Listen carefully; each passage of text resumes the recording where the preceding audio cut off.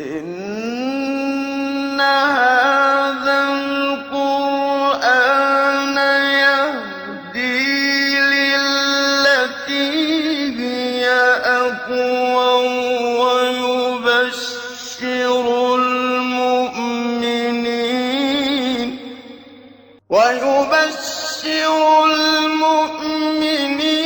الذين يعملون الصالحات أن لهم أجرا كبيرا.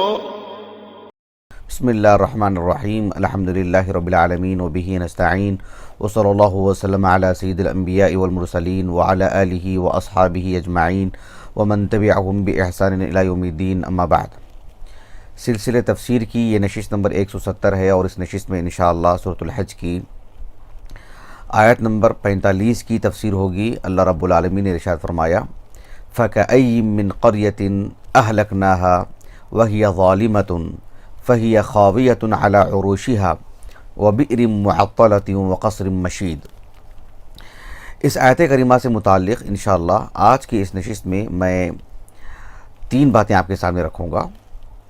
سب سے پہلی بات یہ ہے کہ اللہ سبحانہ و تعالیٰ نے یہ جو آیت کریمہ ہے آیت نمبر 45، اس آیت کریمہ سے پہلی والی آیات میں اللہ کے رسول صلی اللہ علیہ وسلم کو جہاں خوشخبری دی گئی، جہاں اللہ سبحانہ و تعالیٰ کی طرف سے مدد اور تائید کی خبر دی گئی، اور اللہ رب العالمین کی مدد، اللہ رب العالمین کی نصرت اور تائید کے حصول کے لیے کیا ضروریات ہیں ایک بندہ مومن کے لیے، اس کو بھی بیان کیا گیا.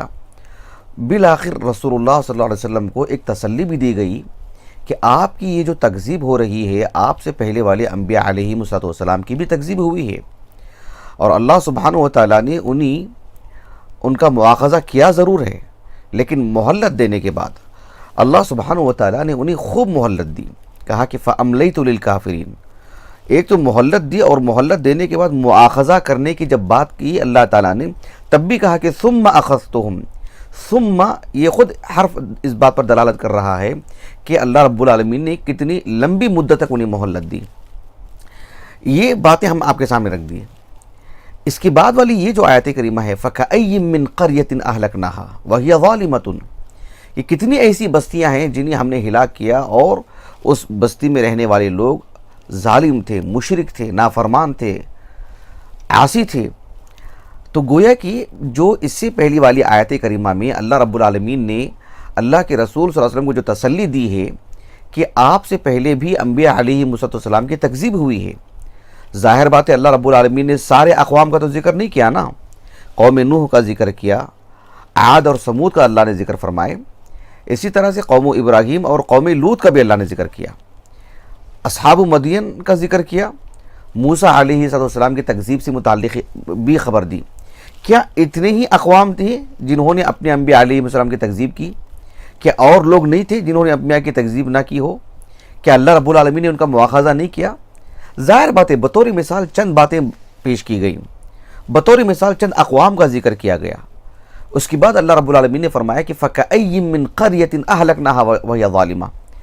ایسی اور کتنی بستیاں ہیں جن کو اللہ رب العالمین نے کہا کہ ہم نے انہیں ہلاک کیا ہے، اور وہ بھی ظالمہ. کیا مطلب ہے اس بستی کے رہنے والے لوگ وہ بھی ظالم تھے؟ کیا مطلب؟ یعنی وہ بھی اپنے انبیاء کی تکذیب کی، ان کو بھی ہم نے ہلاک کیا، ان کو بھی ہم نے مواخذہ کیا.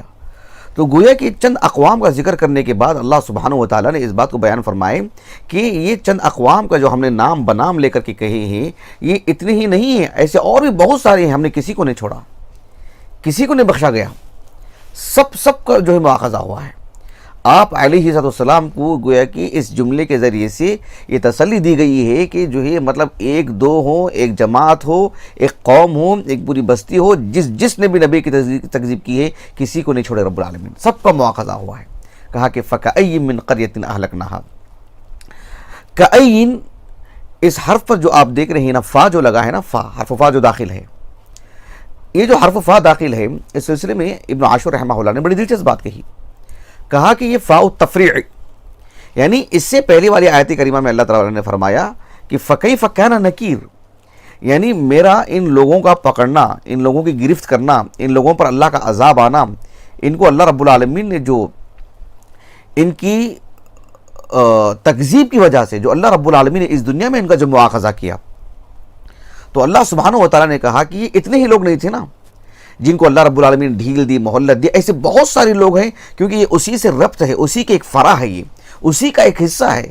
چند اقوام کا ذکر ہوا اور پھر بقیہ سارے لوگوں کو شمولیت میں لا لیا گیا، کہا کہ فَكَأَيٍّ مِّن قَرْيَةٍ، کتنی ہی ایسی بستیاں ہیں، تو فا داخل کر کے گویا کہ پچھلی والی آیت کی ایک فرع بتائی جا رہی ہے، اس کی ایک قسم بتائی جا رہی ہے، اسی کا ایک حصے کے طور پر بتایا جا رہا ہے، اور کَأَيٍّ لا کر کے اس میں یعنی کثرت عدد بتانا مقصود ہے کہ چند ہی بستیوں کا ہم نے ذکر کیا ہے، ویسے جن بستیوں کو ہم نے ہلاک کیا، کہا کہ کَأَيٍّ، کتنی ایسی بستیاں ہیں، کثرت عدد بتانے کے لیے، اور فا داخل کر کے فاء التفریع، یعنی گویا کہ پچھلی جو اقوام ہیں ان کا جو گناہ تھا، ان کی جو برائی تھی، ان کے جو جرم تھا وہی ان میں تھا، گویا کہ اس کی ایک فرع بتائی جا رہی ہے اور شمولیت دی کے سب کو لا لیا گیا ہے کثرت عدد بتانے کے لیے، کہا کہ فَكَأَيٍّ مِّن قَرْيَةٍ، کتنی مناسبت ہے دیکھیں، اس لیے اللہ تعالیٰ نے کہا کہ فَقَدْ كَذَّبَتْ وَإِن يُكَذِّبُوكَ فَقَدْ كَذَّبَتْ قَبْلَهُمْ قَوْمُ نُوحٍ وَعَادٌ وَثَمُودُ وَقَوْمُ إِبْرَاهِيمَ وَقَوْمُ لُوطٍ وَأَصْحَابُ مَدْيَنَ وَكُذِّبَ مُوسَىٰ، کہا کہ اتنے ہی ہیں، کہا کہ فَكَأَيٍّ مِّن قَرْيَةٍ، تو وہ فاء التفریع ہے، گویا کہ ایک طرح سے تذییل کا کام کر رہا ہے یہ فَكَأَيٍّ مِّن قَرْيَةٍ، یہ جو جملہ ہے اس اعتبار سے یہ ایک تذییل ہے۔ اب تذییل کس کو کہتے ہیں، اب فی الحال تو میں اس کی تفصیل نہیں بتا سکتا ہوں، آپ اگر اس تفصیل کو جاننا چاہتے ہیں تو کافی پہلے یہ جو نشست چل رہی ہے، میں سمجھتا ہوں 391 309 پر 1 یہ نشست نمبر یا 309 پر 2 نشست نمبر ہے جو اب ہم آپ کے سامنے گفتگو کر رہے ہیں۔ ویسے کافی پہلے کی بات ہے، نشست نمبر جو سلسلے وار تفسیر ہے ہماری، نشست نمبر 222 بہت پہلے کی بات ہے، اور سورۃ الواقعہ کے اعتبار سے دیکھا جائے تو نشست نمبر 68 60 پر 8 آپ اس طرف مراجعہ کریں، اس میں سورۃ الواقعہ کی جو آخری آیات ہیں، ان ھذا لہو حق الیقین فسبح باسم ربک العظیم، اس آیت کریمہ کی تفسیر میں نے ابن عاشور رحمہ اللہ کے حوالے سے اور دیگر کچھ اہل علم کے حوالے سے تذییل کس کو کہتے ہیں، تذییل کا علم البلاغہ کا جو ہے مطلب وہ کون سی شق ہے وہ علم البلاغہ کی جس کا اس کا تعلق ہے، تذییل کا معنی مفہوم کیا ہے، اور تذییل سے متعلق جو ہے مطلب کتنی باتیں ہوتی ہیں، اور ان سبھی امور سے متعلق کتنی آیات ہیں، میں نے مفصل وہاں پر ذکر کر دی ہیں۔ اب ساری باتیں میں بتاؤں اور اس کا جو ہے مطلب تعارف کرواؤں، فی الحال جو ہے اس کی گنجائش نہیں ہے، اس لیے میں نے جو ہے سبھی تفصیل سے آپ کو میں نے بتا دیا ہے، اس جانب رجوع کیجئے، انشاءاللہ آپ کو وہ بات مل جائے گی۔ تو گویا کہ یہاں پر فَكَأَيٍّ مِّن قَرْيَةٍ جو بات اللہ تعالیٰ نے کہی، یہ آیت کریمہ کا یہ جو قطعہ ہے، یہ جو آغاز ہے، یہ پچھلی آیات کے لیے تذییل کی حیثیت رکھتی ہے۔ اب اللہ سبحانہ وتعالیٰ نے فرمایا کہ فَكَأَيٍّ مِّن قَرْيَةٍ، کَأَيٍّ اس سلسلے میں کچھ تفصیلی باتیں آپ کے سامنے رکھوں گا انشاءاللہ۔ تفصیل سے مراد جو ہے باتیں تو پوری آئیں گی، لیکن میں اس کو جو ہے نکات کی شکل میں اختصار کر کے بتاؤں گا، اختصار کے ساتھ بتاؤں گا، اس لیے کہ ہماری جو سلسلے وار تفسیر چل رہی ہے، ابھی تقریباً 400 نشستیں کم و بیش ہونے جا رہی ہیں، ایسے میں کَأَيٍّ یہ جو حرف ہے سب سے پہلی مرتبہ جو ہے ہماری یعنی نشستوں میں جو ہے اس کا ذکر ہوا ہے، اس وجہ سے میں کچھ اس سلسلے میں بتا دیتا ہوں۔ کَأَيٍّ اس سے متعلق آپ دیکھیں گے اہل اللغہ کے مابین، اور اسی کے نتیجے میں مفسرین کو اگر آپ دیکھیں گے کئی ایک امور میں اس معاملے میں جو ہے متعدد اقوال آپ کو مل جائیں گے۔ مثلا یہ مرکب ہے کہ بسیط ہے، اس بارے میں بھی آپ کو 1 سے 2 قول مل جائیں گے۔ اس کی جو لغات ہیں، کتنی لغتیں ہیں اس کی قرات کس طرح سے اس کو پڑھا جاتا ہے، اس سلسلے میں آپ کو 1 سے 2 باتیں مل جائیں گی۔ اس کا معنی کیا ہے، کیا ایک ہی معنی ہے یا 1 سے 2 معنی ہیں اس کے، اس سلسلے میں بھی آپ کو باتیں مل جائیں گی۔ اس کی تمییز جو ہوتی ہے وہ کس اعتبار سے، اس کی کتنی حالتیں ہوتی ہیں، اس سلسلے میں بھی آپ کو جو ہے 1 سے 2 باتیں مل جائیں گی۔ بہرحال کَأَيٍّ اس کے متعلق جو ہے بہت ساری باتیں ہیں، اگر میں مفسرین کے تناظر میں آپ کو کہوں تاکہ آپ کو مراجعہ کرنے میں آسانی ہو، تو آپ دیکھیے ابو عبداللہ القرطبی ہیں، اور اسی طرح سے ابو حیان ہیں، اور ابن عاشور ہیں، خصوصیت کے ساتھ شیخ محمد امین الشنقیطی ہیں رحمہم اللہ اجمعین، ان سب اصحاب علم نے اس پر تفصیل سے گفتگو کی ہیں، خصوصاً ابو عبداللہ القرطبی اور شیخ محمد امین الشنقیطی کی تفاسیر کی طرف رجوع کیجیے، آپ نے بہت ہی تفصیل سے اس بات کو لکھا ہے۔ میں ایک ایک کر کے آپ کو بات سمجھاتا ہوں۔ کعین اس سلسلے میں ایک بات یہ ہے کہ جیسے کہ یعنی جو قدیم جو نحویین ہیں ان میں سے خلیل اور ان کے تلمیذ سیبویہ، خلیل ابن احمد الفراہیدی اور سیبویہ، ان کے حوالے سے ابو عبداللہ القرطبی رحمہ اللہ نے لکھا کہ یہ جو کعین ہے یہ دراصل ایون ہے۔ ایون ایک معروف حرف ہے جو یعنی ہمیشہ مضاف بن کر کے آتا ہے، ایون۔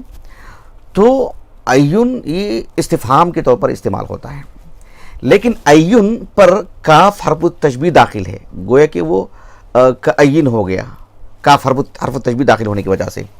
اور جب اس کو آپ کعین پڑھیں گے تو جو تنوین ہے نا، سب سے آخر میں جو تنوین ہے، اس تنوین کو جو آپ قرات میں جو کعین پڑھتے ہیں اسی کو حرف النون کی صورت میں لکھ دیا گیا ہے، کعین۔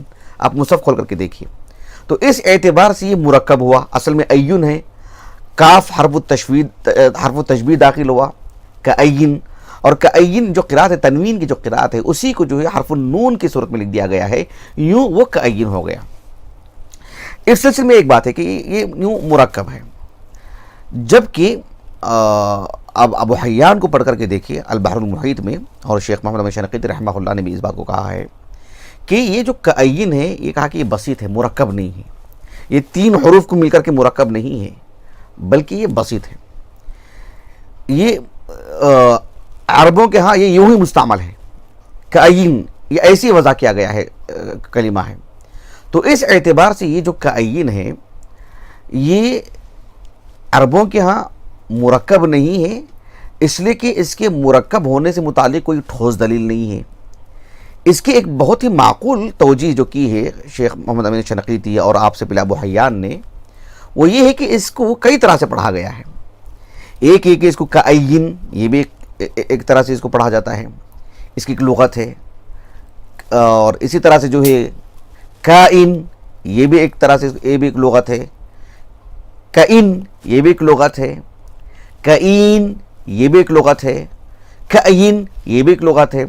تو 5 طرح سے اس کو پڑھا جاتا ہے، لیکن کائن اور کائن یہ جو زیادہ مشہور ہیں۔ تو یہ جو ایک طرح سے ایک تلاعب ہے، یعنی اس کو ایک سے جو 5 طرح سے جو پڑھا جاتا ہے، ابو حیان نے کہا یہ خود اس بات کی واضح دلیل ہے کہ یہ مرکب نہیں ہے۔ اس کو جو اتنی طرح سے جو پڑھا جا رہا ہے یہ اس بات کی واضح دلیل ہے کہ مرکب نہیں ہے۔ ایسا اس کا مطلب ہے کہ یہ خود اصل ہے، یہ کائن عربوں کے ہاں یہ ایسے ہی مستعمل ہے۔ ایسی کوئی واضح دلیل نہیں ہے کہ یہ مرکب ہے تو پھر ہم اصل پر اصل پر باقی رہیں گے۔ یہ جو ہے مطلب اس کلام کا مقتضا ہے۔ یہ تو میں نے کائن مرکب ہے یا بسیط ہے اور اس کی لغات سے متعلق میں نے آپ کے سامنے بات کی ہے۔ جہاں تک مسئلہ کائن، اس کا معنی کیا ہے؟ کائن کم کے معنی میں آتا ہے، کم، جس میں ایک طرح سے جو ہے مطلب اخبار کا معنی آتا ہے۔ حالانکہ آپ دیکھیں گے کم وہ اس کے اندر اخبار کا بھی معنی آتا ہے، خبریہ جسے ہم کہتے ہیں، کم خبریہ، خبر کا بھی معنی دیتا ہے اس میں، اور ساتھ میں اس میں استفہام کا بھی معنی آتا ہے۔ لیکن کائن کی اگر بات کریں تو اس کا جو اصل معنی ہے، اغلب معنی ہے عربی زبان میں، وہ اخبار کے لیے ہے۔ صرف اخبار نہیں بلکہ اخبار کے ساتھ کثرت عدد بھی، تکثیر کے لیے، کثرت بتانے کے لیے، اور اخبار پر، اور قرآن مجید میں تو صرف اخبار ہی کے لیے آیا ہے، صرف خبر سے متعلق ہی آیا ہے، استفہام سے متعلق اس میں کوئی بات نہیں ہے۔ ہاں اتنی بات ہے کہ آپ دیکھیں گے 8ویں صدی ہجری کے جو معروف نحوی ہیں عبداللہ ابن یوسف، جو علمی دنیا میں ابن ہشام الانصاری ہیں، 761 ہجری ان کا جو ہے سن وفات ہے، ابن ہشام الانصاری رحمہ اللہ، آپ نے اس میں ایک اور معنی یہ بتایا کہ استفہام کے لیے بھی آتا ہے۔ حالانکہ قرآن مجید کی اگر بات کریں تو اس میں صرف اور صرف اخبار ہی کے لیے آیا ہے، اغلب نہیں، کل قرآن مجید میں۔ لیکن عام عربی زبان کی اگر بات کرتے ہیں تو کہا کہ اس میں استفہام کے معنی کے لیے بھی آتا ہے، استفہام کے معنی کے لیے آتا ہے۔ اس سلسلے میں عام طور پر جو نحویین دلیل پیش کرتے ہیں وہ مسند احمد کی ایک روایت ہے، جس میں یہ بات ہے کہ ابی بن کعب رضی اللہ عنہ، سید القراء، وہ عبداللہ بن مسعود رضی اللہ عنہ سے یہ سوال کرتے ہیں کہ کأین تقرأ سورة الاحزاب آیتاً، یعنی سورة الاحزاب میں آپ کتنی آیات پڑھتے ہیں، یعنی سورة الاحزاب میں کتنی آیات ہیں؟ کأین گویا کہ کم کے معنی میں، یعنی ایک کم آیتن فی سورۃ الاحزاب، کم آیتن فی سورۃ الاحزاب. یہ جو سوال ہو سکتا ہے، آپ نے گویا کہ یوں سوال کیا کہ کأین تقرأ سورۃ الاحزاب آیتن، سورۃ الاحزاب میں کتنی آیات ہیں؟ تو عبداللہ بن مسعود رضی اللہ عنہ نے کہا کہ 73، 73 آیتیں ہیں اس میں. آپ کھول کر کے دیکھ لیجیے مصحف. اس روایت سے متعلق جو شیخ شعیب الارناؤوط ہیں اور ان کا جو لجنہ ہے علماء کا، انہوں نے تو اس حدیث کی اسناد کو ضعیف قرار دیا انہوں نے، اور اس کی انہوں نے توجیہات بھی کی ہیں. اب وہ میرا موضوع نہیں ہے. شیخ البانی رحمہ اللہ نے سلسلہ الاحادیث صحیحہ میں ایک حدیث کی تخریج میں ضمناً اس حدیث کو لائے ہیں اور اس کی صحت پر گفتگو فرمائے ہیں. اس حدیث کی صحت اور ضعف سے قطع نظر، عربی زبان میں کہ کیا کأین استفہام کے معنی میں آتا ہے، اس سلسلے میں عام طور پر اہل اللغہ نے اس سلسلے میں گفتگو نہیں کی. کہا کہ صرف اخبار کے لیے آتا ہے. لیکن جن اصحاب علم کے نام ہمیں ملتے ہیں جنہوں نے اس کو استفہامیہ کے لیے بھی استعمال کیا ہے، جیسے ابن قتیبہ الدینوری ہیں، اور اسی طرح سے ابھی ہم نے جن کا نام لیا ابن ہشام الانصاری ہیں، اور ابن عصفور ہیں. کچھ ایسے اصحاب علم ہیں اہل اللغہ جن کے تعلق سے بات بتائی جاتی ہے کہ ان اصحاب علم نے کہا کہ استفہام کے لیے بھی آتا ہے، واللہ اعلم. لیکن قرآن مجید کی اگر بات کرتے ہیں تو یہ صرف اور صرف اخبار کے لیے ہی آیا ہے. یہ کچھ باتیں تھیں اس کأین سے متعلق. جہاں تک مسئلہ کأین کی جو تمییز ہے، کأین کی جو تمییز ہے، کہتے ہیں کہ اس کی دو حالتیں ہیں. ایک حالت یہ ہے کہ کأین کی جو تمییز ہے وہ حرف جر کی وجہ سے، یعنی اس سے پہلے جو ہے حرف جر من آتا ہے. جیسے یہاں پر اللہ رب العالمین نے کہا کہ فَكَأَيٍّ مِّن قَرْيَةٍ، تو اس کی جو تمییز ہوتی ہے وہ مجرور ہوتی ہے اس پر حرف جر من داخل ہونے کی وجہ سے. یعنی کأین اس کی جو تمییز ہوتی ہے وہ مجرور ہوتی ہے حرف جر من کی وجہ سے. یہ اس کی ایک حالت ہے. اس کی ایک دوسری حالت یہ ہوتی ہے کہ کأین اس کی جو تمییز ہوتی ہے، کہا کہ وہ منصوب ہے. لیکن قرآن مجید کی اگر بات کریں تو کأین جہاں بھی آیا ہے اس کی جو تمییز ہے وہ مجرور ہی ہے حرف جر من کی وجہ سے، کل قرآن مجید میں. اس کو کہتے ہیں لغت القرآن. آخری بات کأین سے متعلق ایک یہ بھی ہے کہ یہاں پر کأین کی جو اللہ سبحانہ وتعالی نے کہا کہ فَكَأَيٍّ مِّن قَرْيَةٍ أَهْلَكْنَاهَا، اس کا جو اعراب ہے، اعراب کی اگر بات کریں تو ابن عاشور وغیرہ نے کہا رحمہ اللہ کہ فَكَأَيٍّ مِّن قَرْيَةٍ، فَكَأَيٍّ کہا کہ یہ حالت رفع میں ہے. حالت رفع میں ہے کیا مطلب ہے؟ یعنی یہ گویا کہ مبتدا ہے، مبتدا ہے، حالت رفع میں ہے، اور اس کے بعد کا جو جملہ ہے وہ اس کی خبر ہے.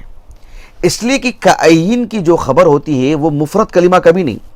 حالانکہ مبتدا اور خبر دونوں بھی مفرد کلمہ ہو سکتے ہیں نا، لیکن کأین کی جو خبر ہوتی ہے وہ ہمیشہ جملے میں ہی ہوتی ہے، مفرد کلمے میں نہیں ہوتی ہے. جملے کے ذریعے سے اس کی خبر لائی جاتی ہے. تو کہا کہ کأین مبتدا ہے، مطلب یہ ہوا اے کثیر من القرى اہلکناہا، یہ معنی ہوگا اس کا، کثیر من القرى اہلکناہا. تو کأین کے اندر کثرت عدد کا ہی معنی آتا ہے. اخبار